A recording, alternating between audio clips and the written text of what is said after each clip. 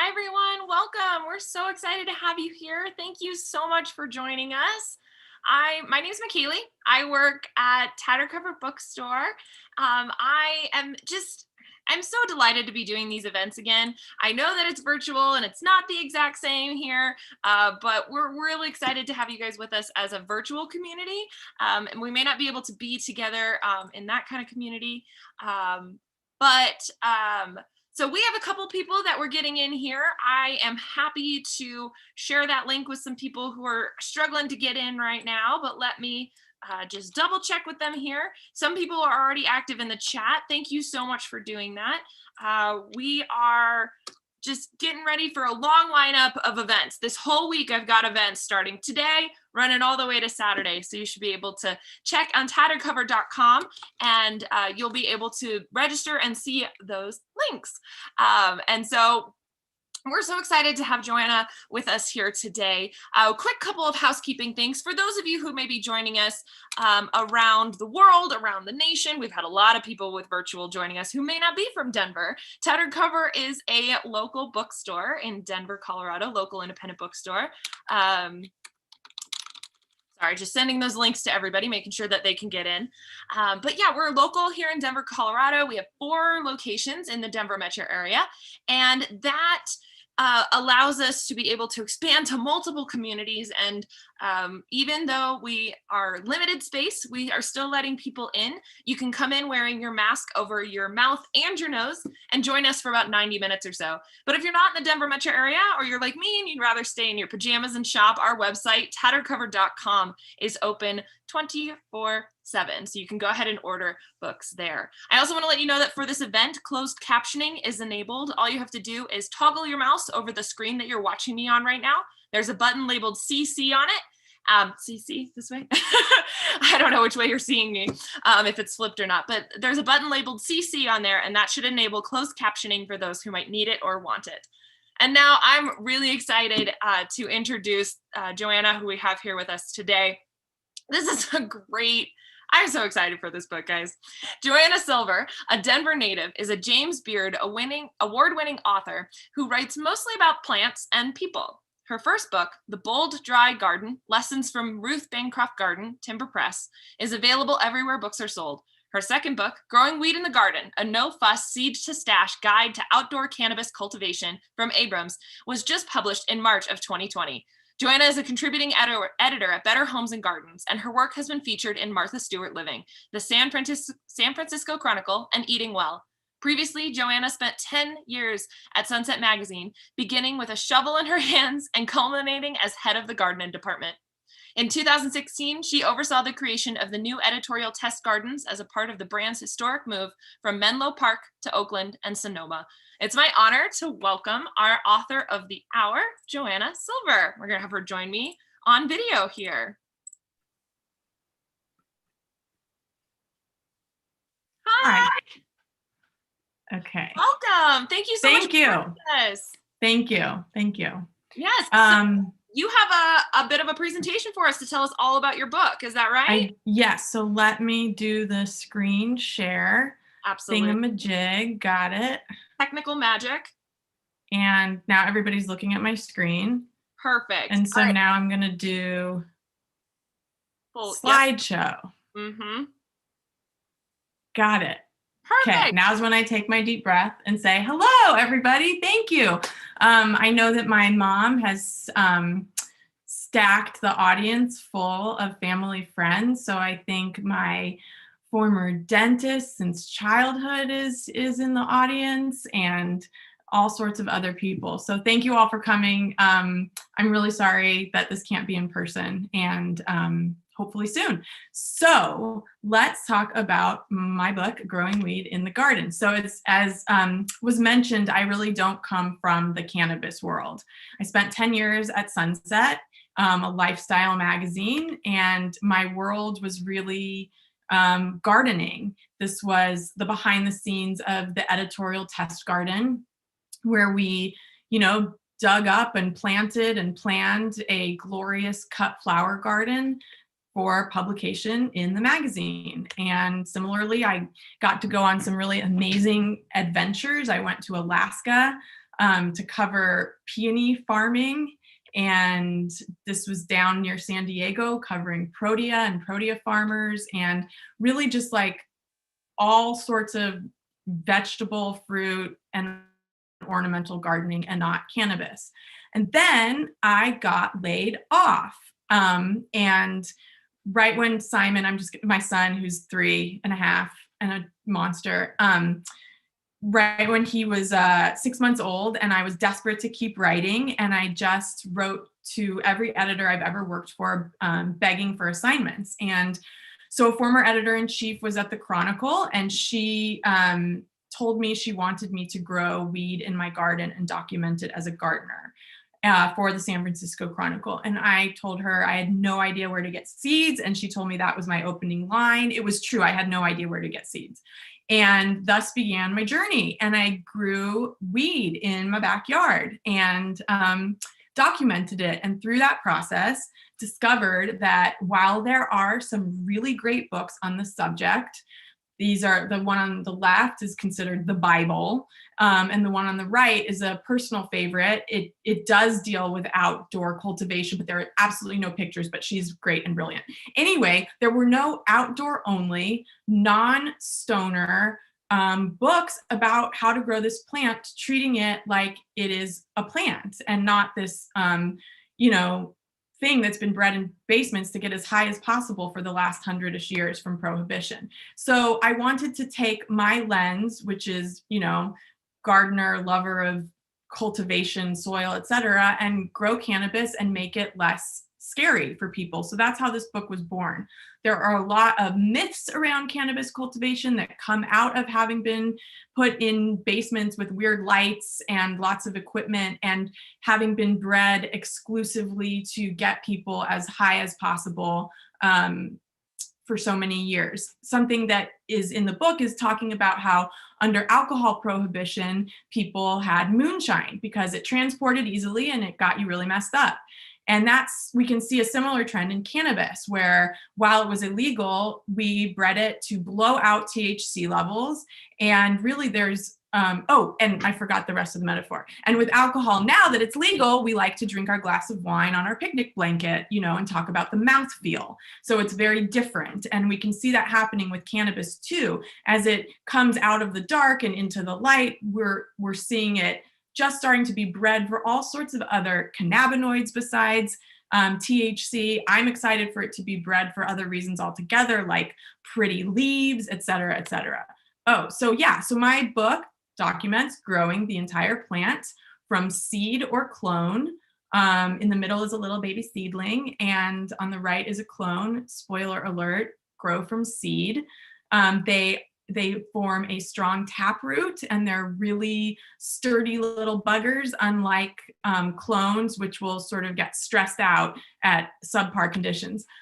I'm trying to keep this like educational enough for those of you who might actually be here to learn something about weed, not knowing if the audience is just entirely filled with people who were like also at my bat mitzvah and don't really care about weed. So it'll go in and out of both worlds. Anyway, pot it turns out, is a really incredible plant. It feels really exciting to be getting involved in I've been a nerdy gardener, and, I live in the Bay Area, and the tech boom is, I just like watch it go by, and I go back to my gardening, and it's really been fun to experience something that is booming and that people are suddenly interested in. And it turns out that it's really quite interesting from a cultivation perspective. Weed is dioecious, which means there are separate male and female plants, which is relatively rare in the plant world, definitely rare in the edible world. And when you grow pot, theoretically to use, you want it to not have seeds in it. Seeds became suddenly passé for those of you who haven't touched the plant for a few decades. And so you're looking for unpollinated female flowers. And the way you do that is from a process called sexing the plants. And when I heard about that, I was in. I mean, I've never had to sex any plants. And it gets even sort of more hilarious because you'll see on the right, those balls, those are the males. And on the left, those little delicate hairs are the females. And other than that, it's a really easy plant to grow. It's called weed. It's fairly drought tolerant. It's not fussy. It doesn't actually need all sorts of crazy nutrients. I am a tough love gardener. You don't survive in my garden unless you're tough. I give you compost and sunshine and the right amount of water in the root zone, and that's it. And weed passed the test beautifully. I should say, I think in the audience is my photographer, Rachel Weil, who I've worked with since my Sunset days, and who we made this book together. And this gets hard. I'm sorry I can't look at you, Rachel, and hug you. But we worked together really elevating weed like it's never been seen. You know, Rachel's traveled the world. I might be exaggerating a little, but maybe not. Traveled the world shooting covers for, travel magazines. And here she was really elevating cannabis. And I'll tell you, when you go and you get weed, let's say, you get those brown turd-like nuggets that, kind of all look the same. And when you grow weed, you get to experience the entire life cycle of the plant. And these are cannabis flowers when they start blooming, and they're wild, and it's worth growing. Like, I don't even care. My book barely addresses it. It definitely does not address what weed will do to you. That's sort of totally subjective and not my wheelhouse. But it does, so it's really just how to grow it. And so I think there are so many reasons to grow this plant, even if you're not all about getting high, which I'm not all about getting high. These are the flowers as they finish up in the fall. And this is a warm season annual, like a tomato. It grows one season, one and done. And so if you've ever seen these pictures of monster weed trees, that really is just one season's worth of growth. And we go entirely through the harvesting and drying process, which is where the fun comes, where it's a little bit more labor intensive, because you have to dry it for several weeks and then cure it. And this is my beautiful drying room that I wanted to show in the book, because the whole book was so stinking pretty and I wanted to carry it through. But my husband, who's not very fun, told me he was tired of going to work smelling like he had just ripped a bong. So we moved it down, and this is the ugly part of the book. Like every other weed book, it has a drying room in a basement, and it needs a cool, dark place to dry, keeping humidity and temperature within a certain range. And I'm going real light on the educational stuff. So if some of you have questions about actual cultivation, ask in that chat and we'll get into the nitty gritty of it. And this is the finished product. And again, on the left is how you buy it, let's say at a dispensary, all tightly manicured. And on the right is actually how I store mine, and how all the growers I know actually store their own, which is relatively untrimmed. And what happens when you store it like that is you get to dig it out and trim it up right before use. And all of those beautiful hairs are perfectly pristine and uncrushed. And you wow the crowd. Everyone goes wild and you're the hero. Also, it makes trimming, which is this like notoriously insanely labor intensive process, which by the way isn't so bad when you're just growing a few plants, even less of a big deal because you're only going kind of bud by bud. This was a tiny bit of my harvest from that first year. And I'm just showing you pretty pictures at this point. And my book has a whole chapter on what to do with it besides smoke it. Although I do roll a joint in it, which is hilarious because I haven't rolled a joint since high school and I had to sort of relearn. Anyway, we talk about how to make tincture and how to infuse oil to make salve, or to use otherwise in what do I want to say? Food, popcorn, chocolate syrup. I only got accidentally stoned once in the making of this book. We were infusing chocolate syrup and I didn't decarb it. I didn't heat it enough, like the right way. I just sort of faked it so the color would be right. But it turns out heating it enough in oil was enough to like completely infuse this chocolate syrup, which I chugged, not because I wanted to get high, but because I liked chocolate. And I accidentally got everyone at the photo shoot stoned that day. It was fun. And the book was fun and lighthearted and includes a chapter on grower profiles from all around the country. And this is one of my favorite. This is Zero. I don't think I have a ton of, well, no, I have some time. Zero's from the 60s. He's a rock and roll guy, been on the stage with everyone, a sound engineer, and he is not a gardener. And so he's hilarious because he actually lives in this beautiful property in Marin. His wife is like this no-till, organic, really knows what she's doing gardener. And Zero learned how to grow weed from a weed person, which is to say he doesn't know how to grow anything else. And here he is with these little kiddie pools, growing his weed in kiddie pools because he's so scared that the roots might actually touch soil. If you're a gardener, you understand that that's absolutely ridiculous, and that he's basically avoiding the soil in like the Garden of Eden. So it was really fun. And I think that's what, in a lot of ways, sets my book apart, because I am not teaching you how to grow weed from a weed person's perspective. I'm a gardener. I've grown a whole bunch of things. I can tell you how this does and doesn't relate to other plants you might grow, and I hope it inspires you to grow more. This is Penny. She's who I got stoned, and Rachel and a few other people that day. This was in her backyard, her beautiful cannabis plants. And then, so it was all fun and games. And then I went up to Humboldt. Rachel and I went up to Humboldt and started shooting some other people for the book. And this is Johnny Casali of Huckleberry Hills. Wow, brain just went out for a sec. Huckleberry Hills Farm. And Johnny is a second generation grower, and he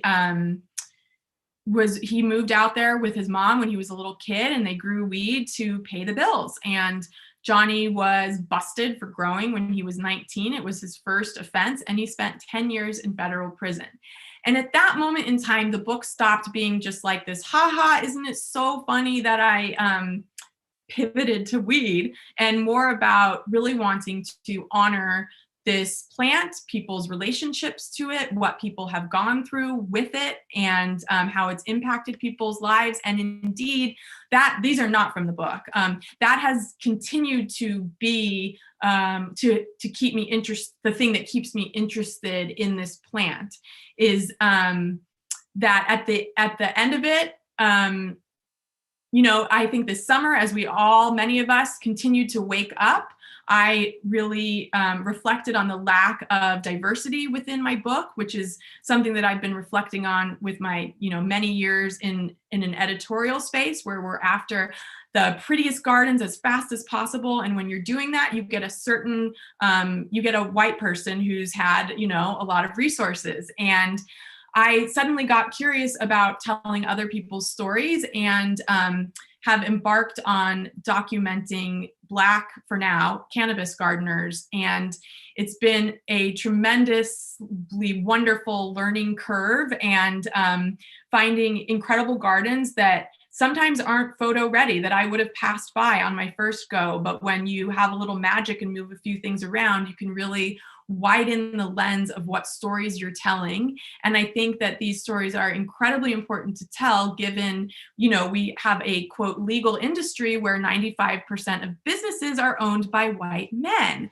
And there are still 44,000 people in prison for cannabis crimes that are nonviolent, and most of them are Black and brown. So this plant has continued to really hold my interest as I've learned more and more. This is my buddy Jamal growing.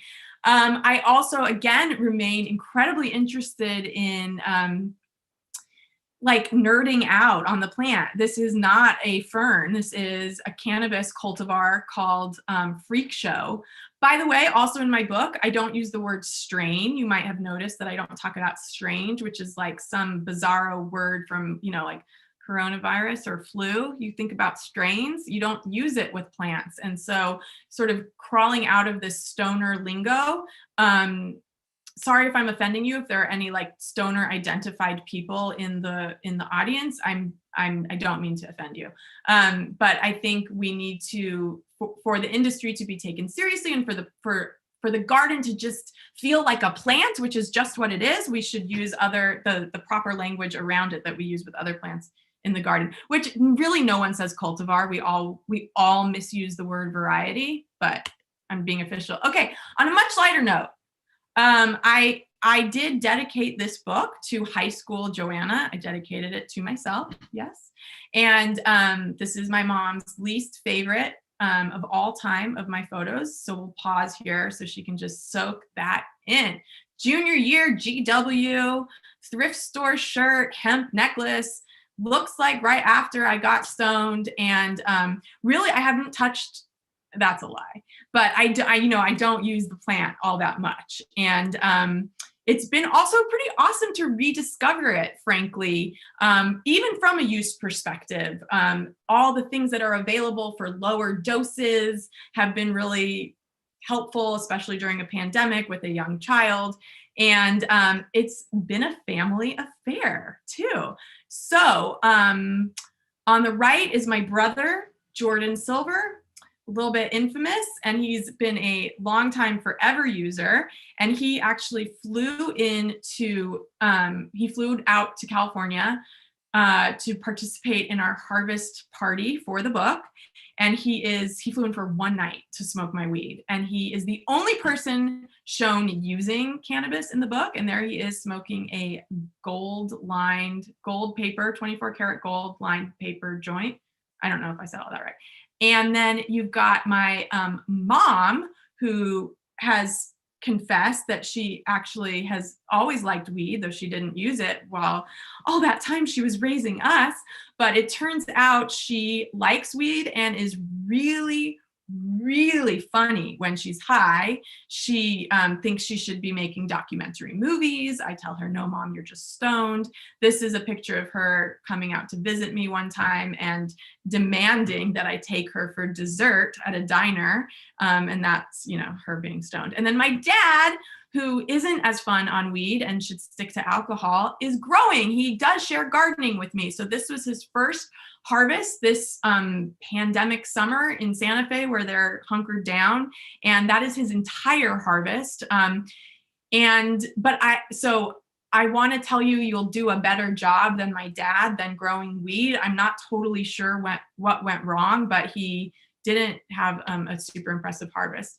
This is my last slide, just showing really pretty pictures of cannabis. And I breezed through that. And I'm done. Let's talk and ask questions, and let me stop sharing my screen. I have to just say, I really did enjoy that, though. It was so cool to see the pictures, but also like the personal connection that you have to it, that it really brings it, like you said, it helps validate it. You know what I mean? Because it's not just changing, it's changing a whole person's perspective on what weed is. And I think this book is a really great start to that. And your presentation did a good Thank you. And actually, so to that point, people should know, if you're actually in it for the book, when you get the book, each chapter begins with sort of an anecdotal part of my relationship to the plant, and then does get down to the nitty gritty of cultivation. And my point of including my family, beyond just embarrassing them, is really to show that, like, look at the change we've had. I spent high school grounded for smoking pot and talking back, whatever that means. And now, we can be open about our use, and we can hopefully, just in terms of us talking about it, sharing it, growing it, and also hopefully in terms of the equity issues, both expungement of records and equity in the legal industry. So. No, absolutely. And I'm really glad you brought up those points in your presentation as well. And I feel like you and I could continue this conversation, but I want to pull in our viewers because they're very active in the chat and loving it. You got lots of smiley faces when you were talking about your family. I'm not going to lie. But one of the ones was, where did you get your seed from initially? Great question. So in California, the only legal place to get seeds is directly from a dispensary. So you're beholden to what their selection is. And that's for clones or seeds. And I did mean to do my homework to look it up in Colorado, and I didn't. So if there's any weed person in the audience, maybe they can answer, or I can be obnoxious and text or follow up somehow. But it's sort of very state by state. I will say that what you can do in any state is buy the seeds for souvenirs online. You just want to be really careful because it's a really unregulated and really behind industry. So any other seed you can buy, any tomato you buy, has gone through a modern breeding program, been bred for disease, is going to be what it says it's going to be. And weed, because of prohibition, really hasn't gone through that yet. So, which is sort of awesome. At first I was like, that's horrifying. And then I'm like, whoa, that's sort of part of why it's so cool and a bit of the wild, wild west. Anyway, long way to say I got a dispensary, but I need to look up how you guys can get it in Colorado. Oh gosh, I can't hear you. No, it's my bad. I muted me. Okay. Because I try not to do that when our heater's on and there's other ambient noises. So another plant-based question in terms of growing and gardening. What would the plant continue to grow if planted in a tropical environment?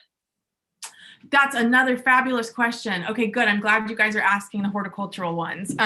Sorry, friends and family. So this is super cool. I'm going to give you the long answer. Do it. Cannabis is among the oldest cultivated plants in human history. It might be the oldest. Some people say it is the oldest. So it is like the oldest plant that people have been choosing to grow, choosing, I want it for this or I want it for that. Think about it. It's seeds give us oil. We get fibers from the stalks. We get whatever you want to call it, whether it's medicine, getting high, or religious sacrament from the flower. So it's a very old, very, very useful plant. And we have taken it all over the world. It has grown everywhere. So the answer to will it grow where I live is yes. And as it traveled the world, it evolved based on what it was being selected for and the climate of that place. So when you hear these terms indica and sativa, they are not at all accurate anymore for like the high you're going to get, right? Like indica is going to put you on the couch and sativa is going to make you really have a fun day. No, it's all, first of all, anything you get your hands on, I assure you, is a hybrid. And so those terms are really inaccurate, but what they do describe is historically how these plants evolved under different climates. So in more equatorial regions, say a tropical region, they do finish. It is still an annual, but it is a long season annual. So these are plants that grow long and tall, and they don't finish until November. I mean, it's very slow. So, and then indicas, come from colder, more higher elevation. So though they are not perfect and anything you can get your hands on is a hybrid, in Colorado, you should definitely be looking for something with indica in the name, something with purple in the name, something with hash in the name, something that indicates that it comes from a climate with a shorter growing season. I love that and had no idea that's great. That's really good. I'm learning so much. So is there a section on wine or food pairings in your book? That's so funny. No. The short answer is no. Wine and food pairings sounds so fussy for me. There is a chapter on again, like a bunch of recipes. We infuse a bunch of recipes, a smoothie, a tisane, a infused chocolate sauce that got me really high, rolling a joint, tincture. But no, there are other great edible books that you should check out if that's really your bag. This one is a little bit more on the legal side, and you may not know, but maybe you can give us some resources of where we might be able to look it up. But anything to consider legally before you start growing it in your backyard? Absolutely. So, it varies on where you live. I know that this is going to be not up to date in Colorado. So I know that in Denver specifically, you need to have it locked. You're supposed to have it like locked up behind like it in a structure, which sort of like doesn't really make sense. And I know that there have been examples of people who have been made examples of in the state and have gotten in big trouble for not. And then I also know that plenty of people do it without. I actually looked up that it's technically the same in Berkeley, but nobody looks. But yeah, those are resources being able to be found online, depending on what state it's legal in and what county and what city too. Yep, what city, you need to look at your city's municipality. I can say like other legal adjacent things that aren't actually legal, but just try to like sound intelligent about it. So one thing you don't have to worry about, let's say, is, so I have this small child that I mentioned. There is nothing he can do with that plant when it is growing in the garden to get high. The thing that releases the psychoactive properties of THC is to be heated up. And so there is nothing he could do when he was out there that, or even, you know, should he find my stash, which he won't, but to get high from that alone. So that is one thing not to worry about. Similar with pets, you like read these stories of dogs eating weed, but it's not true. You can't get high from raw pot. Mythbusters done. Yeah.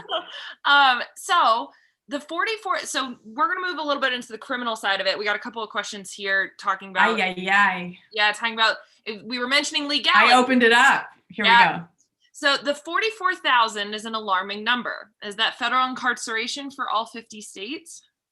It is an alarming number, and it might have been like off by a little bit, but because I don't have my thing in front of me, I wrote a story that we're getting published soon. I can't say where because I don't know yet. And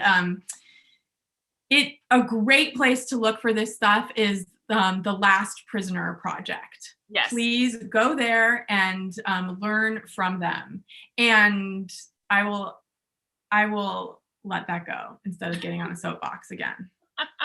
No, that's okay. That's part of what this time is for. But I do also, you know, we talked about the legality of it. We've talked about growing of it, but you mentioned a religious aspect. That's new for some people. Can you elaborate on what that is? Some people use weed as religious. That was kind of their question, was like, I mean, sure. I mean, historically, people have used it, you know, hashish, you know, getting high as a connection to the divine, supernatural, whatever you want to call it.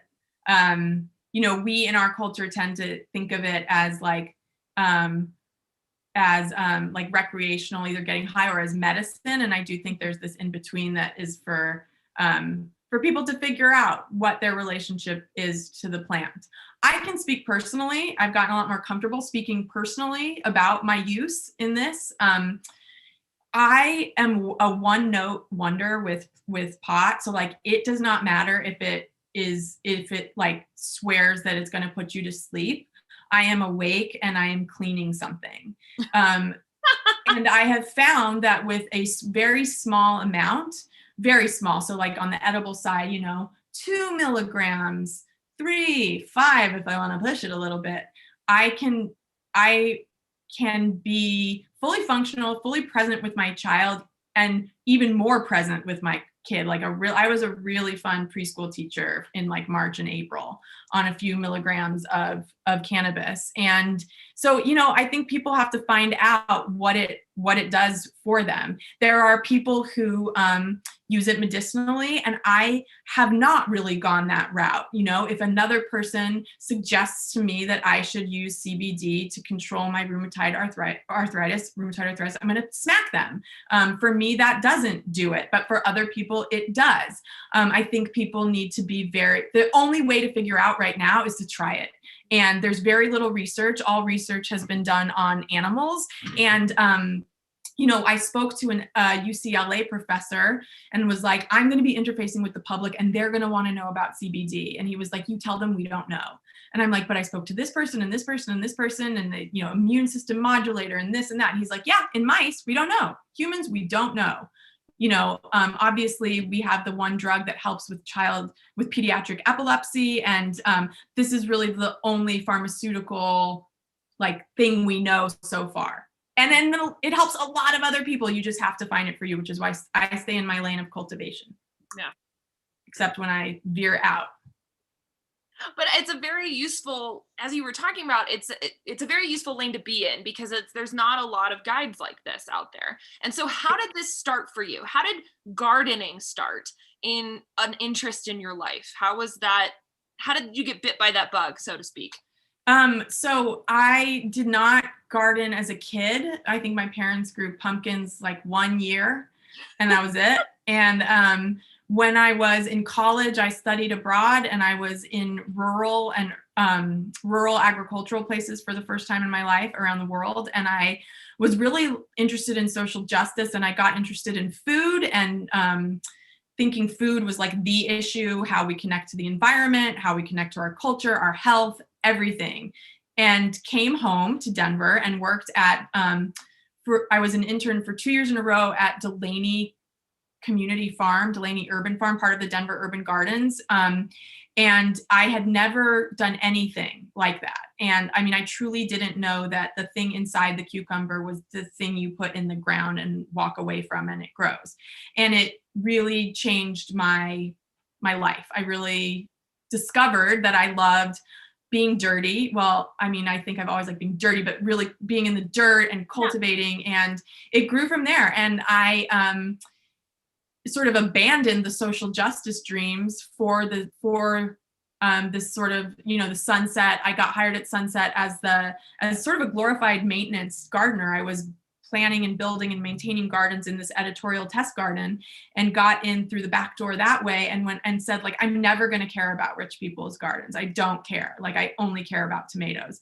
And then, like, fast forward a few years, like, I care deeply about rich people's gardens. Like, I am into landscape design. I'm here for all of it. And that's actually been one of the joys of cannabis, unexpectedly reconnecting me with the social justice side of myself, because that's sort of the moment for the plant right now. Yeah, it goes very much hand in hand. Yeah. In that way. So there's a bit of, I think this is an insider question here, but I think it's going to make you laugh. Could someone like Sammy, who can't grow anything, have more luck than Joe Silver did? Yeah, that is insidery. Yeah. Sammy, yeah, you can totally have luck. I don't know what Joe's problem was. I think a lot of times people I did a video series that you can find online for Leafly all summer, where I break down how to grow weed. And it was my first time with YouTube haters. And it's all these people who really took issue with my fuss-free growing. And then I had a lot of people telling me that they've grown weed all their life and they've never had as easy of a time with less disease as following my approach. Because there is something to be said for planting something how it wants to be grown from the beginning, meaning the right sunlight, plenty of air, the right watering, not too much, at the root zone, compost, and let it be. Are you going to have the biggest plant in the world? Are you going to have the biggest harvest in the world? No. But Sammy, you can absolutely grow weed better than Joe Silver. I mean, I think from that picture, anyone can grow weed better than Joe Silver. I will say that Joe Silver did reply and say, no, Sammy. So okay. Just thought you should know that part of it. What advice do you have for someone wanting to write for magazines? Oh, I'm so sorry. I have no advice. Magazines are dead, first of all. Don't do it. I was just talking about this with someone. My path, as I described it, like, I did not intend to be a writer. It just happened through following my bliss, frankly, with gardening, and it taking me to writing. And so I don't have that advice for you of like, work really hard and pitch to these places. I mean, if you like writing, just keep writing, keep making content, as we call it these days. I would highly encourage you to not try to get a magazine job. You want some insider stuff, like, no, I'm not going to do that. The magazines are dead. Okay. So find like a tech company that's adjacent to what you want to be writing about and write for them, write their content, because everybody wants to be editorial. So pitch travel pieces to Airbnb. Do you know what I mean? Like that type of thing. Okay. If you want to make any money, don't get into writing. Professional advice from That's Johanna Silver. and sign. But I do want to ask you too, though, about your book and the collaboration process between the pictures and the writing. How did that work with your photographer? You said you knew her previously, but what is that relationship like when forming a book like this? You know, you're having to piece together this story and chapters in that sense, and you have this collaborator here. What's that relationship look like? bl- Blissful, to be honest. So I came up in the magazine environment, so very accustomed to knowing that visuals often drive a piece and are so important. And they sort of, I mean, I love writing. Writing is my everything, but I know how important a beautiful picture can elevate it a million zillion times. So it was something like fleshing it out to the best of our abilities beforehand, before thinking and getting more granular as we went. So knowing there would be a chapter on growing and, writing everything we think we'd need to show. And then the night before a shoot or a few weeks before a shoot, like really even more and thinking about props, et cetera, et cetera. And it was a lot of flying by the seat of our pants. We didn't have the budget for a stylist save for one shoot. And there's a picture of a smoothie or a juice, and there's a napkin, and we spent like 3 hours fussing with that napkin. We are not stylists, and we tried to make it really pretty. So, it's for me, I think one of the hardest parts about losing my job at a magazine was that I really love the creative collaborative process, and doing a book, another book, and with someone who I work so brilliantly with was just a pure joy, and I hope to be able to do more. Rachel, are you there? If you have any ideas for my third book, drop them in the comments. Let me know. I'll tell her. Okay. If you're there, I'll read them off to her. Okay. Well, I hate to even try and wrap this up because I've been learning so much. I know that I'm not the only one with the way that people ask questions in here. Also, the family drama is fun. I'm not gonna lie. But I want to ask you this final question before we end our evening. What did this book teach you? Either about yourself as a writer, a fun fact that you haven't had a chance to share yet that you want to. What did you learn by writing this book? Geez, I mean, there's a lot of ways I can take that. Let me do it like the professional route. So when I first started writing about cannabis, those first articles for the Chronicle, I did a 10-part series. They were very much like, I don't know what I'm doing, but I'm a gardener, and I really didn't know what I was doing. And I think by the time we wrapped up the book, I had much more of a point of view than I was anticipating having, because I had come up close and personal with all of the cultivation stuff of the last 100 years and be able to take my sensibilities and be like, this makes no sense, or I think what they're trying to do is this, or why are they doing this, or why is it called this? So I think I learned that I have a real point of view and of real value to this industry. I thought, it feels late to get in, and I thought people would be like, go home, and they were like, no, please, like any help in normalizing, any help in bridging that gap. I mean, personally, it was a dream come true. I thought I had my dream job for life at Sunset, and it turns out the best was yet to come. Truly, this was a blast, and got many of my former Sunset coworkers in on it, from recipe editor to prop stylist to photo assistants. We had a blast, and a wise editor once told me, you can tell when you're reading something whether the person had fun writing, and I had a lot of fun writing this book. I love how you, even though writing a book is a solitary act, you still made it collaborative. That's really great to hear. Yeah, I mean, I think it's like, I'm not trying to write the next great American novel, like suffering alone. Like, I wrote a gardening book. It's really fun, Yeah. And it's a very fun book that anybody can get at tatteredcover.com or at any of our locations that we have in the Denver metro area. We really encourage you guys to do this and get this book. It's such a treat, for lack of a better word. But Johanna, I want to give you a moment to just remind people who you are, where they can find you online, and any other last minute thoughts that you might have for us before we close out for the evening. I'm Johanna. I want this to go as long as possible so I don't have to resume mothering. I write. I'll talk real slowly. Just kidding. Real slow. I think that the best way to keep track of me at this point is I've been having a lot of fun on Instagram. My handle's Jojo Silver, and I went from like a pretty strict no child policy to the pandemic hitting and like a full on child exploitation policy. So I've been gardening a lot with my son, Simon, and editing and posting those videos. And I think they're fun. And yeah, that's where I'm most active and reach out. And I have a website, johannasilver.com. There's a silent H, and reach out, connect. We can talk more detailed about cultivation if you'd like. Well, and thank you again for spending your evening with us. Thank you for taking the time out of your day to happily talk about your book. We're so excited to share it. You know, this community is growing here in Denver of weed growers, and just education about weed is a huge, like you said, it's people are inviting and they want to share it. So thank you for sharing it with us and continuing to bring light to that community.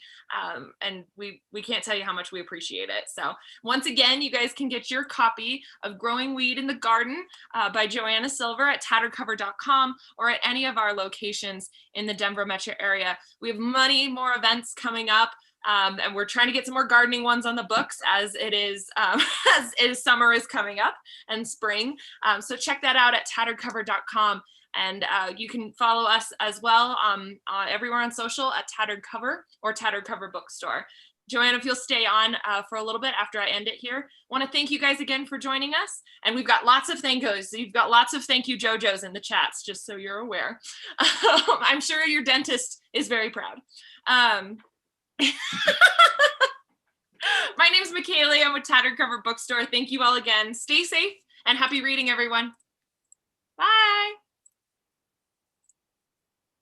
And we're out.